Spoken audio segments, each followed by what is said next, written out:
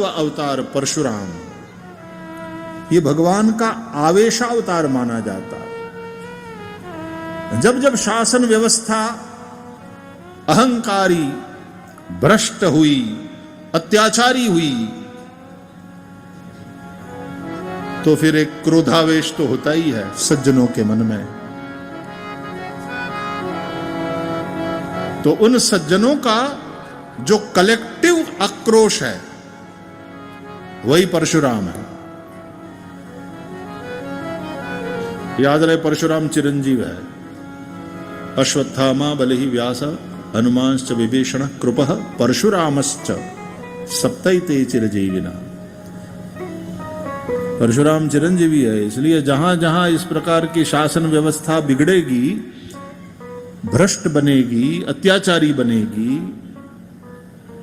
और प्रजा का पालन करने और प्रजा की सुखाकारी का विचार करने के स्थान पर अपना घर भरेगी, अपना स्वार्थ सिद्ध करेगी, सत्ता का दुरुपयोग करेगी, तब समाज के सज्जनों का कलेक्टिव आक्रोश परशुराम का रूप बनाकर ऐसे लोगों को सत्ता से बेदखल करेगा,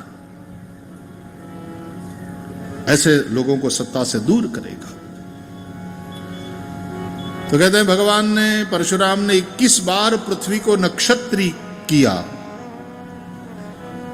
यानी सत्ता परिवर्तन किया। ऐसे शासकों को भगवान परशुराम ने दंड दिया। और परशुराम क्योंकि चिरंजीव है, इसलिए विश्व के जिस भी देश में जहां पर भी इस प्रकार का कुछ होगा, तो परशुराम वाला आक्रोश सत्ता परिवर्तन करेगा।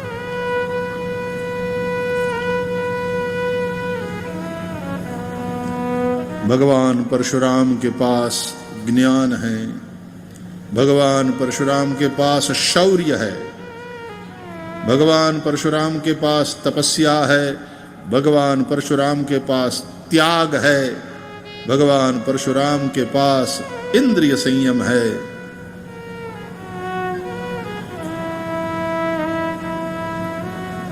शापादपि शरादपि, अपने प्रभाव को उन्होंने सिद्ध किया। शाप देने का भी सामर्थ्य है और शर, बाण चलाने की कुशलता भी उनके पास। 17वां अवतार व्यास अवतार। भगवान ने वेद व्यास के रूप में वेदों को व्यवस्थित किया, वेदों का प्रचार प्रसार, वेद परंपरा को चलाया। वेदाधिकार से वंचितों के लिए भगवान ने इतिहास और पुराण की रचना किया। व्यास अवतार ज्ञानावतार है भगवान का। अत्रि अनसुया के घर दत्त अवतार हुआ, यह भी ज्ञानावतार है। व्यास अवतार ज्ञानावतार है। कपिल भगवान, ये भी ज्ञानावतार है।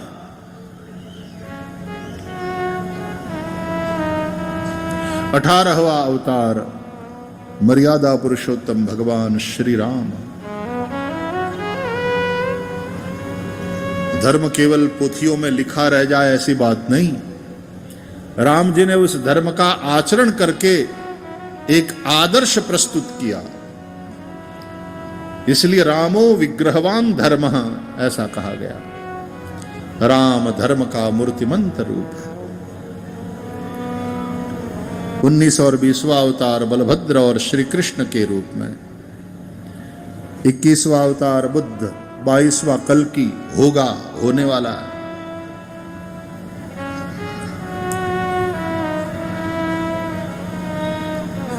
भगवान का एक स्थूल रूप, ये जो विराट विश्व है, और भगवान का एक सूक्ष्म रूप।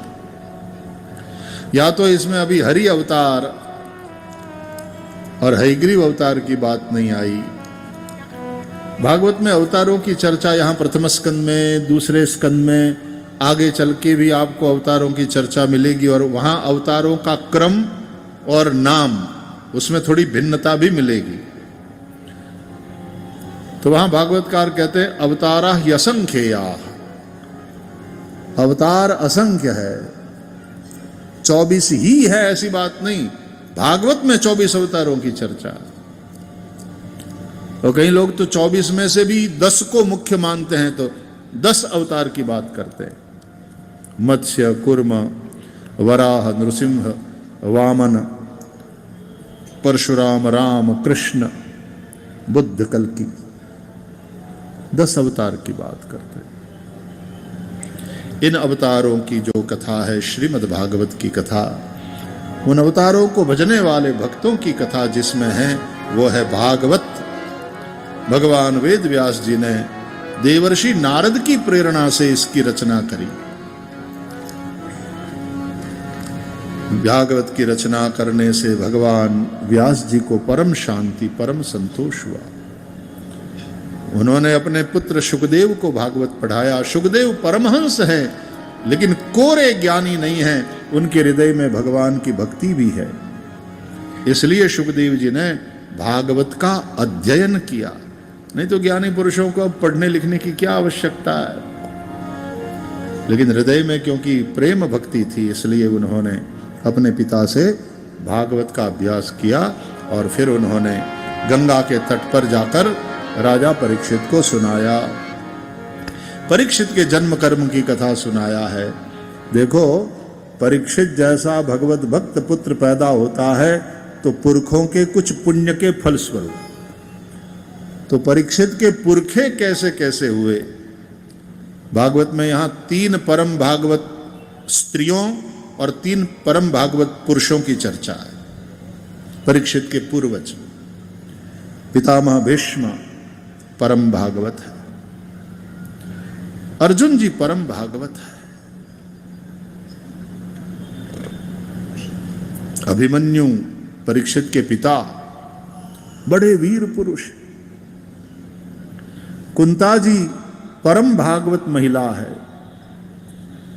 उनकी बहू द्रौपदी परम भागवत महिला है, उसकी बहू उत्तरा परीक्षित की माता ये परम भागवत महिला है।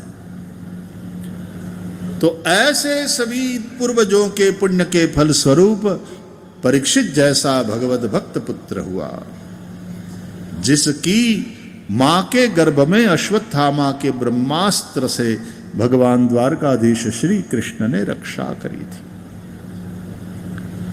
देखो, मां के गर्भ में थे परीक्षित, तो उस वक्त एक ब्राह्मण ने उसका नाश करने के लिए ब्रह्मास्त्र छोड़ा था।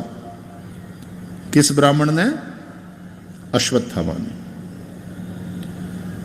तो परीक्षित की वो सगर्भा माता दौड़कर भगवान द्वारकाधीश प्रभु की शरण में गई, बचाओ बचाओ बचाओ, पाहि पाहि महायोगिन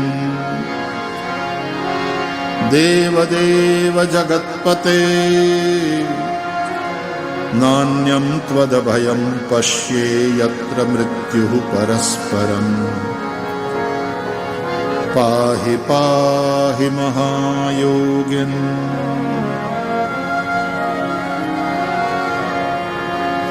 यदि मैं मर जाऊं तो भले ही मर जाऊं, लेकिन मेरे पेट में ये जो बालक है, बच्चा है, वो न मरे, उसकी रक्षा करो प्रभु, क्योंकि इस वंश को आगे बढ़ाने वाला यही बालक है।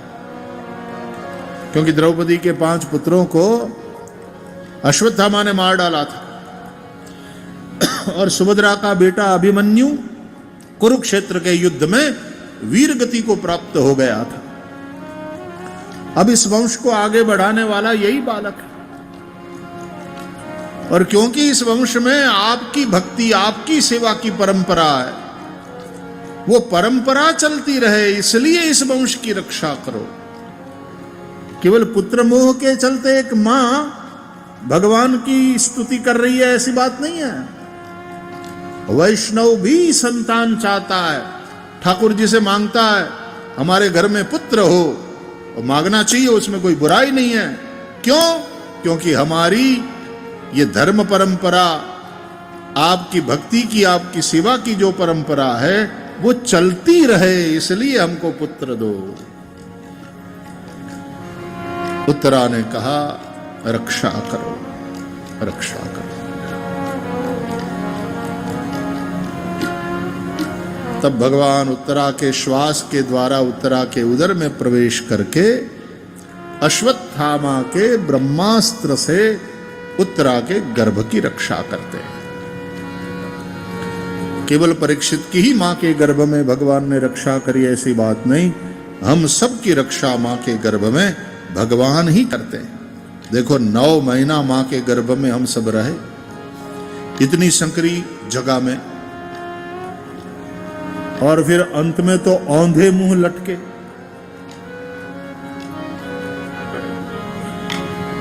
कथा में इतनी भीड़ हो जाती है, एकदम नजदीक नजदीक बैठते हैं, अपना घुटना सामने वाले के घुटने पर रख के थोड़ी देर वो सहन करेगा, फिर वो अपना घुटना उठाएगा और अपने हमारे घुटने पर रखेगा। अरे आरामदेह सोफा पर भी हम इतने कंफर्टेबल 3-4 घंटा बैठने में थोड़ा कठिनाई अनुभव करते हैं, तो मां के पेट में इतनी संकरी जगह में एक तरफ मां की जठराग्नि, दूसरी ओर मलमूत्र से भरा हुआ गड्ढा, उसके बीच में संकरी जगह में घिरे हुए हम, और 9 महीना रहे।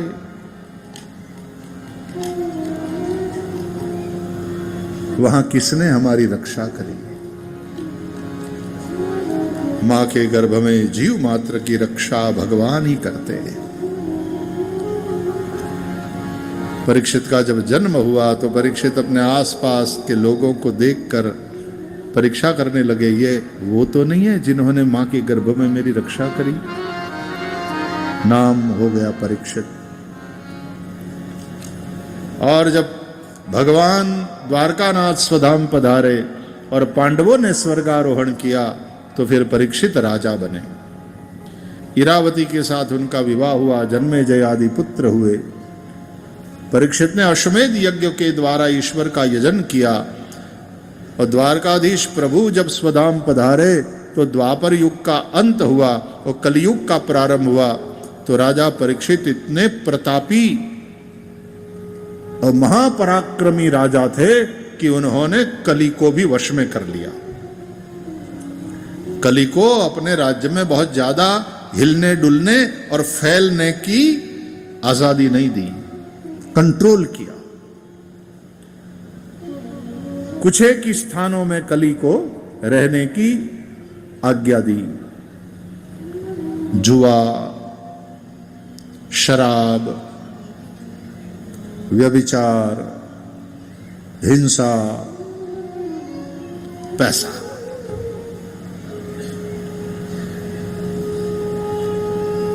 लोग पैसे के लिए कुछ भी करते हैं, हिंसा करते हैं। इन स्थानों में कली रहने लगा। फिर एक बार राजा परीक्षित स्वयं सुवर्ण मुकुट अपने माथे पर धारण करके शिकार के लिए वन में गए, और शिकार खेलते खेलते मध्याह्न समय हुआ। भूख और प्यास से व्याकुल परीक्षित एक महात्मा के आश्रम में अश्व लेकर के घुस गए, चले गए। वो शमिक ऋषि का आश्रम था। शमिक ऋषि समाधि में बैठे थे। आश्रम में और कोई था नहीं, तो सम्राट परीक्षित का किसी ने स्वागत किया नहीं, पानी के लिए भी पूछा नहीं। राजा परीक्षित को अभिमान हुआ कि मैं चक्रवर्ती सम्राट हूं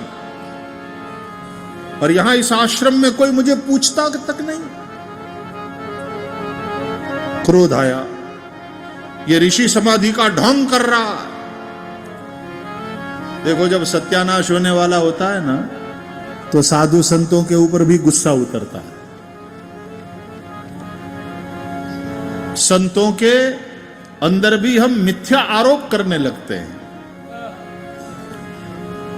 बैठे तो थे वो समाधि में, लेकिन परीक्षित ने सोचा कि ये ढोंग कर रहा है समाधि का। मरा हुआ सर्प देखा, धनुष से उठाया, ऋषि के गले में डाल दिया। तो ऋषि की समाधि तो असली थी, सच में समाधिस्थ थे। वो तो समाधि में ही रहे, उनको कुछ फर्क नहीं पड़ा।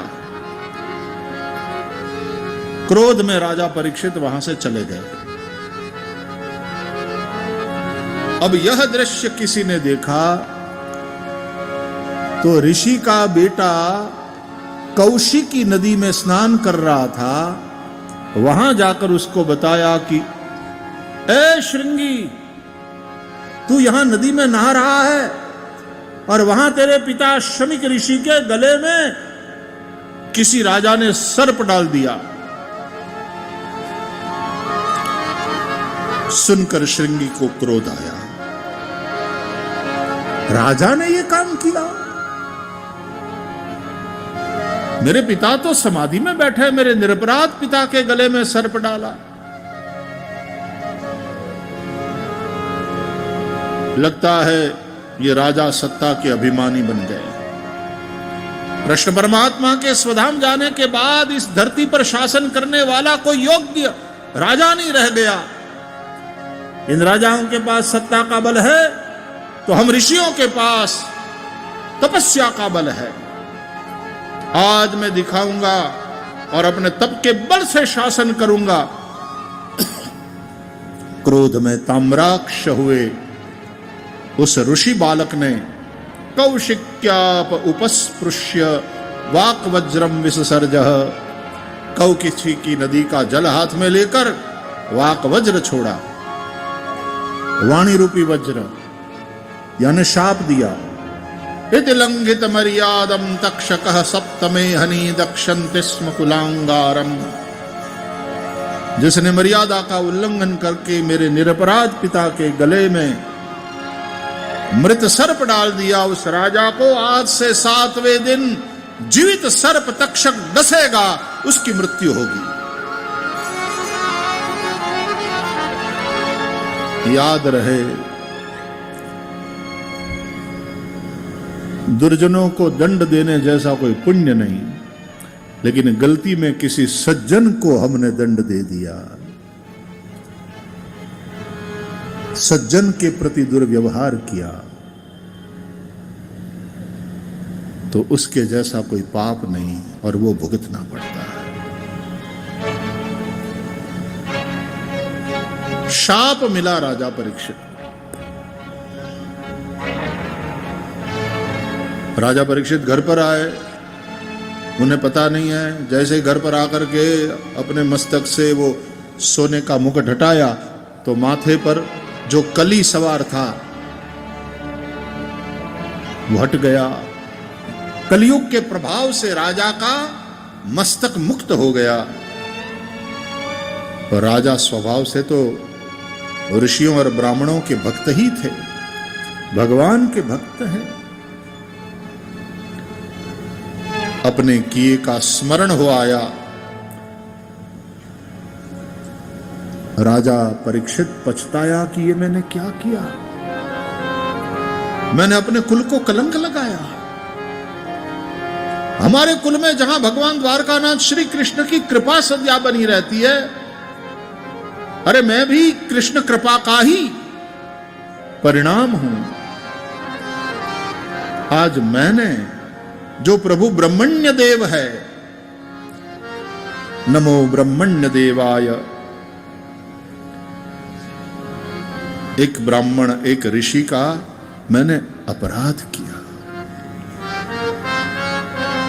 मुझसे बहुत बड़ी गलती हो गई। राजा परीक्षित ने अपना अपराध भगवान के सामने न केवल स्वीकार किया, भगवान से प्रार्थना किया, प्रभु मेरा ये अपराध क्षमा करने योग्य नहीं है, नारायण मुझे दंड दीजिए, मुझे इस अपराध की सजा दीजिए। ब्राह्मण को भगवान का मुख बताया गया हमारे शास्त्र में, और उस ब्राह्मण पुत्र के मुख से जो शाप निकला, ये जैसे भगवान ने ही दंड दे दिया।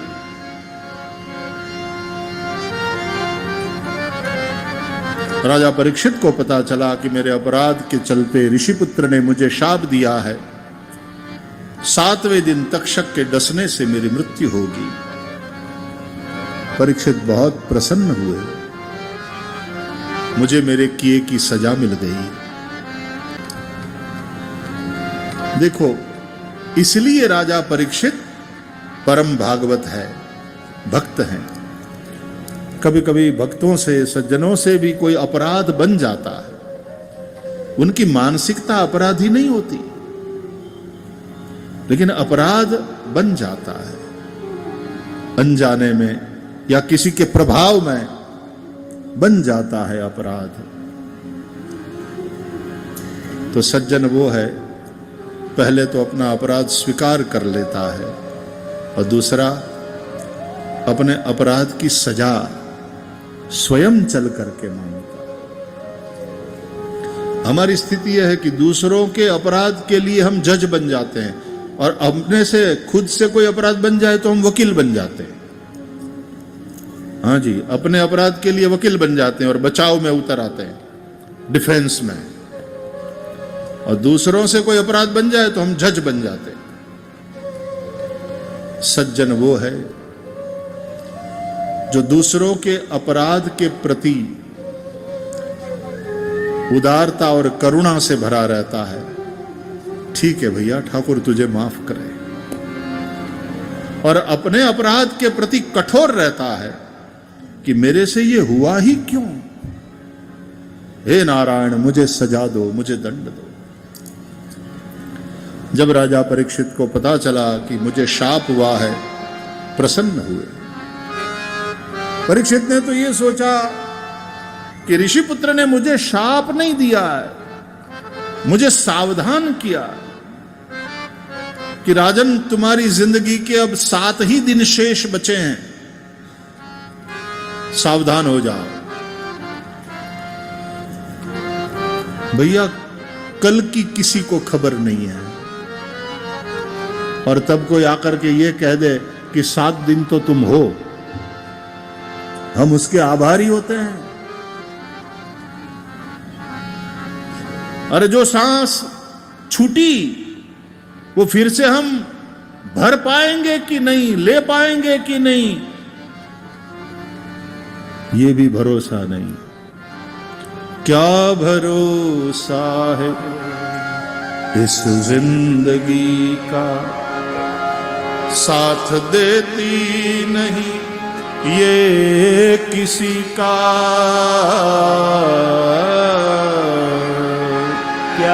क्या भरोसा है इस जिंदगी का। सांस रुक जाएगी चलते चलते, क्षमा बुझ जाएगी जलते जलते, दम निकल जाएगा रोशनी का। क्या भरोसा है इस जिंदगी का।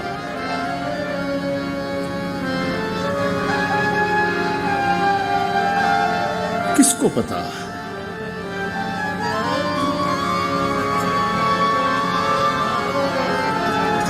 तब ऋषिपुत्र ने मुझे सावधान कर दिया कि 7वें दिन है तुम्हारी मृत्यु। बहुत होते हैं 7 दिन।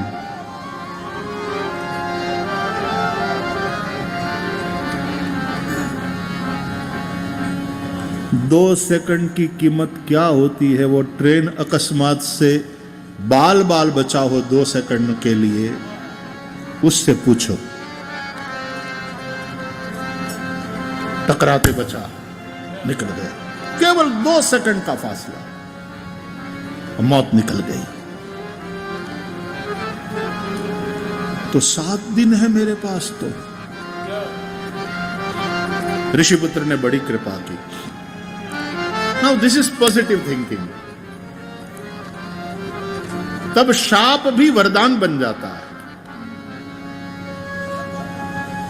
सोचा राजा परीक्षित ने, न सत्ता बचा पाएगी मुझे मृत्यु से, न मेरी संपत्ति बचा पाएगी, न मेरी संतान बचा पाएगी। अपने बेटे को राजगादी सौंपकर परीक्षित चले गए वन में, गंगा के तट पर। गंगा स्नान करके बैठ गए किनारे पे। अब 7 दिन बचे हैं, न कुछ खाऊंगा न कुछ पीऊंगा, क्योंकि मेरे से भूख और प्यास सहन नहीं हुआ तो ऋषि का अपराध बनाना। इसलिए अब मैं अपने देह को ही दंड देता हूं जब तक यह देह है न कुछ खाऊंगा न कुछ पीऊंगा। अनशन व्रत लेकर के राजा परीक्षित गंगा के तट पर बैठ गए। आसपास के आश्रमों में जप तप करने वाले साधु संतों को पता चला कि सम्राट परीक्षित सब कुछ छोड़ करके आए हैं गंगा के तट पर। अनेक साधु संत आए हुए सभी साधु संतों का स्वागत पूजन किया। दो प्रश्न पूछे। पहला, प्रत्येक व्यक्ति को जीवन में क्या करना चाहिए? प्रत्येक प्राणी का जीवन में सामान्य कर्तव्य क्या? दूसरा प्रश्न, जब मृत्यु समीप आए तब मनुष्य का विशेष कर्तव्य क्या है? इन शॉर्ट, कैसे जीना चाहिए और कैसे मरना चाहिए, ये दो प्रश्न। और उस वक्त वहां अचानक से प्रकट हो गए। बोलिए श्री सुखदेव जी महाराज की जय। भगवान सुखदेव वहां पर प्रकट हो गए। तत्रा भवत भगवान व्यासपुत्रो यदृच्छया गामटमानो नपेक्षः अलक्षलिंगो निजलाभतुष्टो वृतश्च बालैरवधूत वेशः। श्री सुखदेव जी के चरणों में गिर पड़े राजा परीक्षित और सुखदेव जी से भी यही प्रश्न किया है। और देखो, जब आप सही में शिष्य बन जाते हैं ना, जब आपके अंदर मुमुक्षा जाग जाती है, जब आपके भीतर भगवत प्राप्ति की तीव्र इच्छा प्रकट हो जाती है, तब गुरु आपको खोजने नहीं जाना पड़ता, आपने किसी को गुरु बनाना नहीं पड़ता। और बनाने की तो कोशिश ही मत करना। हम किसी को गुरु बनाने वाले है कौन? तो हमारे बनाने से अगला गुरु है तो फिर वो गुरु कहे का?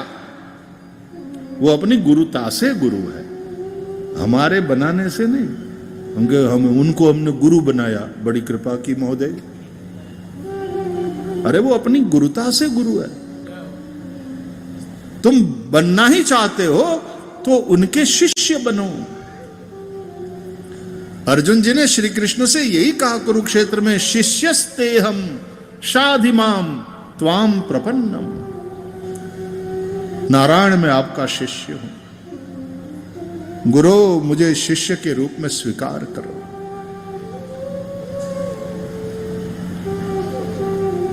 सुखदेव जी महाराज को खोजने नहीं गए परीक्षित। परीक्षित योग्य शिष्य बने तो सद्गुरु श्री सुखदेव जी वहां पर प्रकट हो गए। वास्तव में खुद भगवान ही सद्गुरु के रूप में प्रकट हो जाते हैं तुम्हारे जीवन में। इसलिए गुरु साक्षात परब्रह्म तस्मै श्री गुरवे नमः। राजा परीक्षित अपने सद्गुरु की शरण में गए और यही प्रश्न पूछा। सुखदेव जी ने फिर राजा परीक्षित को उपदेश का आरंभ किया। द्वितीय स्कंद की साधन लीला, सृष्टि की उत्पत्ति की कथा श्री सुखदेव जी ने सुनाया। देखो, सुंदर बात बतलाते हैं कि राजन, पहली बात, मृत्यु जो जीवन का अनिवार्य सत्य है, उसके भय से मुक्त हो जाओ। और मृत्यु के भय से तब मुक्त हो सकते हो जब तुम मृत्यु को भी समझ लो, जगत को जान लो, जीव अपना स्वरूप तुम पहचान लो, और जगदीश भगवान का स्वरूप क्या है ये भी समझ लो। राजन, जो ज्ञानी है वही निर्भय हो जाता है, क्योंकि ज्ञानी की दृष्टि हो जाती है अद्वैत की। भय कब है? द्वितीयाद्वय भयम, दूसरे से ही भय होता है। जहां दो है वहीं पर भय होता है, अद्वैत है तो कहां से भय? ज्ञान से ही मुक्ति संभव है, यानी ज्ञान के द्वारा ही मुक्ति संभव है। और ज्ञान के लिए तीन बातें आवश्यक है। मन की एकाग्रता, चित्त की शुद्धि और विचार की पराकाष्ठा यानी मनन प्रक्रिया, चिंतन मनन। तो ध्यान के द्वारा मन की एकाग्रता कैसे सिद्ध करना चाहिए ये समझाया। 2 अध्याय में चित्त की शुद्धि के लिए क्या करना चाहिए ये समझाया, और 6 अध्याय में विचार की पराकाष्ठा मनन और उसमें किस प्रकार से ये सृष्टि बनी है। देखो, जिसको तुम सर्प समझ रहे हो वो सर्प नहीं है, वो रस्सी है। रास्ते में पड़ी हुई रस्सी में रात्रि के अंधकार के चलते तुमको सर्प का भ्रम हो गया है, इसलिए डर रहे हो। जब प्रकाश हो जाएगा तो तुम खुद ही देख लोगे कि ये तो रस्सी है, सांप है ही नहीं। तो भय से तुम, क्योंकि भ्रम गया तो भय भी गया, और भय गया तो शांति का अनुभव हुआ। हाँ, थैंक गॉड, मैंने तो सोचा सांप है। बस उसी प्रकार संसार सर्प है, और उसका भय तब तक रहता है जब तक ज्ञान का प्रकाश नहीं होता। सद्गुरु आवे, ज्ञान का प्रकाश करें, और इससे पता चलता है कि संसार है ही नहीं, ये तो श्री कृष्ण है। श्री कृष्ण ही सर्वत्र है।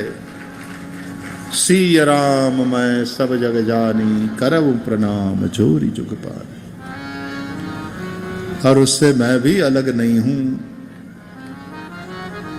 तो परब्रह्म परमात्मा रूपी रस्सी में, अधिष्ठान में ये सर्प का यानी संसार का भास हो रहा था। क्यों? अंधकार के चलते यानी अज्ञान के चलते। जब ज्ञान हो गया तो रस्सी को रस्सी के रूप में देख लिया। तो उसी तरह जिसको परब्रह्म परमात्मा का ज्ञान हो जाता है, अपने स्वरूप का ज्ञान हो जाता है, तो फिर वहां संसार रहता ही नहीं। आद्य शंकराचार्य कहते हैं, ज्ञाते तत्वे कह संसार। जिसको तत्व का ज्ञान हो गया तो फिर वहां संसार कहां रहता है। इसलिए भागवत संसार भयनाशनम ऐसी कथा है, संसार के भय को मिटाने वाली।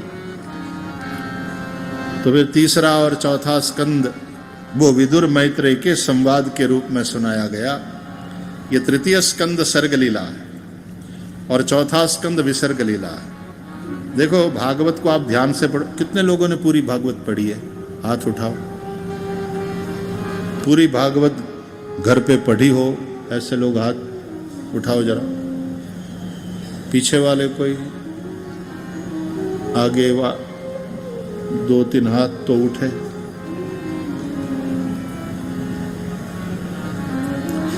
चार 5 हाथ ही उठे। ओ सनातनियो, क्या कर रहे हो? अब तो तुम्हें मोबाइल व्रत लेना पड़ेगा, जो कल मैंने बताया था। थोड़ा समय मोबाइल एक तरफ रखो। अब हिंगोली में आज कथा है और कृष्ण जन्म हम 16 साजार काय म्हणते साजरा। हाँ, उत्सव होने वाला है, तो आज अच्छा अवसर है। आज संकल्प ले लो कि हम पूरी भागवत पढ़ेंगे। मूल ग्रंथ को पढ़ना, ठीक है? मैं इसलिए कहता हूं प्यारो, सच मानो आपको बहुत आनंद आएगा। एक बार कथा सुनोगे, भागवत में अनुराग हो जाएगा। फिर भागवत पढ़ोगे तो भागवत में और अनुराग बढ़ेगा। और फिर दूसरी बार भागवत सुनोगे तो पहली बार सुनी हुई भागवत से दूसरी बार सुनी हुई भागवत में और आनंद आएगा। और आनंद फिर बढ़ जाए और भागवत में ऐसा अनुराग हो जाएगा, आप नित्य भागवत के पाठ का नियम बना लोगे।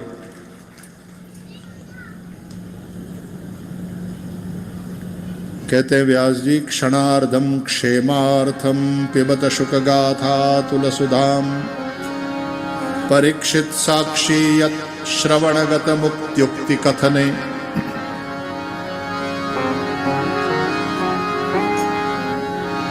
एक आधे क्षण के लिए भी निज कल्याण के लिए जो इस भागवत सुधारस का पान करता है वो संसार से मुक्त हो जाता है। महाराज परीक्षित प्रमाण है, साक्षी है। असारे संसारे विषय विष संगा कुलधिय क्षणार्धम क्षेमार्थम पिबत शुक गाथा तुलसुदम।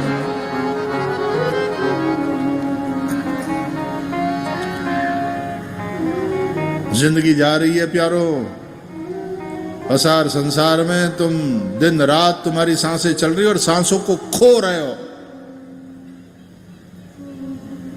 सार्थक करना ही तुम्हारे हाथ में है।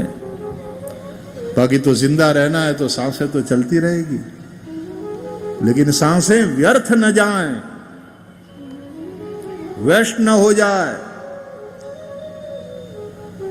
श्वास श्वास पे राम नाम सुमिरने की बात तो साधु संत करते ही हैं, लेकिन हम संसारियों के लिए इतना तो बन ही सकता है कि हम एक बार संकल्प ले लें, हम पूरी भागवत पढ़ेंगे।